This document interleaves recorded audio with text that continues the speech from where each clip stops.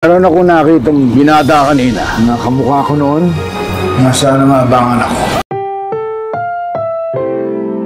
Ang programang ito ay rated SPG. Striktong patnubay at gabay ng magulang ang kailangan. Maaaring may masiselang tema, lengguwahe, karahasan, sexual, horror o droga na hindi angkop sa mga bata.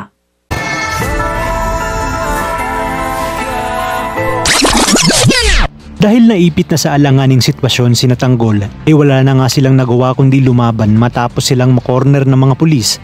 Kaya naman nang nagkaputukan, ay nagsimula na ang palitan ng mga bala sa pagitan na ni Tanggol, ng grupo ni Greg at ng mga kapulisan. Kung kaya't dito tinamaan sa braso si Greg, kaya nabitawan niya ang briefcase. Sinabi ni Enteng kay Tanggol na mukhang pera ang laman ng briefcase, kung kaya't naisip ni Tanggol na kunin ito kahit na muntikan na siyang mapuruhan. Maya-maya pa ay nagpang-abot na sina Greg at ang kanyang tito Ramon. Sinabi ni Greg na nabitawan niya ang droga. Kung kaya't dito nagalit si Ramon dahil nagkakahalaga umano ito ng 60 milyon. Hanggang sa makita nila ang papatakas na sina Tanggol. Kung kaya't nagkaroon ng palitan ng mga bala. Ngunit nang makita ni Ramon at mamukhaan niya si Tanggol ay bumalik sa kanya ang panahon ng kanyang kabataan dahil kamukhang kamukha niya nga ito.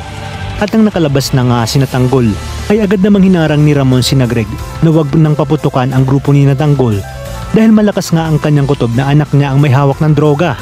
Sa kabilang banda, sukol na ang Red Phoenix at ang Hong Kong Triad sa pangungunan ni Colonel Suarez.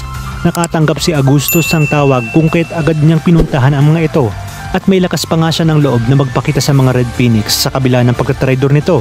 Kaya naman sinabi ni Angkong na sisiguraduhin niyang magbabayad si Agustos dahil sa ginawa nito at kinakailangan niya ang tulong ni Ramon para makalaya sila sa lalong madaling panahon. Kaya naman mga kapamilya, kapit lang dahil marami pa tayong dapat abangan. Dito lang sa bagong tinututukan ng sambayanan, ang FPJ's Batang Quiapo.